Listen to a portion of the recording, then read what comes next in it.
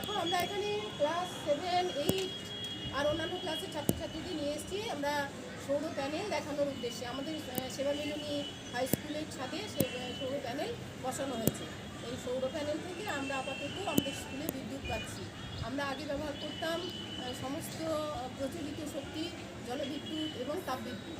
তাপবিদ্যুৎ তো জীবাশ্ম জ্বালানি কয়লা পুড়িয়ে তৈরি করা হয়। তাপবিদ্যুৎ কয়লা একসময় পুড়িয়ে যেতে পারে, পুড়িয়ে গেলে আমরা তাপবিদ্যুৎ পাবো না। কিন্তু ওটা প্রচুর ব্যবহার করা হয়। তাহলে তাপবিদ্যুতের উপর শুধু ভরসা করলে হবে না, আমাদেরকে এটা অপ্রচলিত শক্তি এবং নবীকরণযোগ্য শক্তি তার উপরে নির্ভর করতে হবে। তা আমাদের সৌর বিদ্যুৎ একটা হচ্ছে অপ্রচলিত এবং নবীকরণযোগ্য।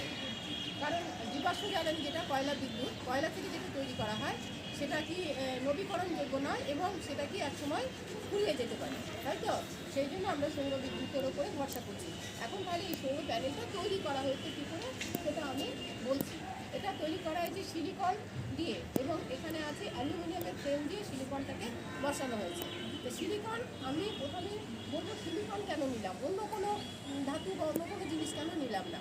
তার কারণ তার আগে তাহলে আমাকে জানতে হবে যে বিদ্যুৎ কেন প্রবাহিত হয়, বিদ্যুৎ আমরা পাই কী করে। বিদ্যুৎ পাই ইলেকট্রনের প্রবাহের জন্য।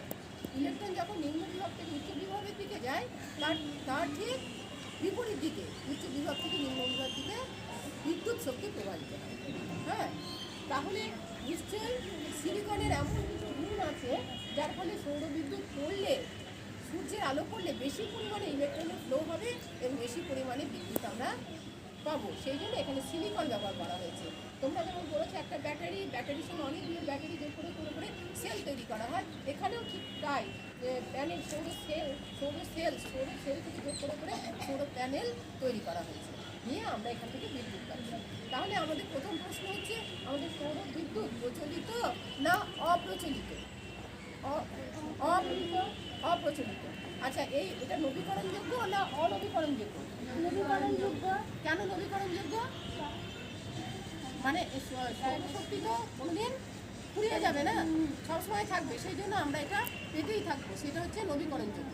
আর জীবাশ্ম জ্বালানির নাম হলো একটা কয়লা জীবাশ্ম জ্বালানি, ঠিক বলেছো। কয়লা জীবাশ্ম জ্বালানি এটা নবীকরণযোগ্য না অনবীকরণযোগ্য? অনবীকরণযোগ্য, কারণ কয়লাতে একসময় ফুরিয়ে যেতে হবে। তাহলে আমরা অপ্রচলিত শক্তি এবং নবীকরণযোগ্য শক্তি সৌর বিদ্যুতের উপরে নির্ভর করতে পারি। তবে এই বিদ্যুতেরও অপচয় করলে চলবে না। এটাকেও আমরা যখন ক্লাসে চালিয়ে রেখে চলে যাব ফ্যান লাইট, এটা ঠিক নয়। কারণ হ্যাঁ, মানে এটা শক্তির তো অপচয় একসময় হয়। সৌরশক্তি উৎপন্ন করতে আমাদের কিছু তো খরচ আছে, যেমন এই প্যানেল তৈরি করতে খরচ হয়েছে, সিলিকন কিনতে খরচ হয়েছে, অ্যালুমিনিয়াম কিনতে খরচ হয়েছে, এটাকে কানেকশন করতে খরচ হয়েছে, তার জন্য অনেক খরচ আছে। সেই জন্য আমরা সেটাকে সাশ্রয় করার জন্য আমরা সূর্য থেকে বিদ্যুৎ পাচ্ছি বলে এটাকে যে অপচয় করবো এটা কিন্তু করবো না। সেটা ক্লাসে যখন ঢুকবো তখন ফ্যান লাইট চালাবো, আবার যখন বেরিয়ে আসবো তখন ফ্যান লাইট অফ করেই বেরিয়ে আসবো। এটাই আজকে আমাদের সৌর প্যানেলের দেখানো।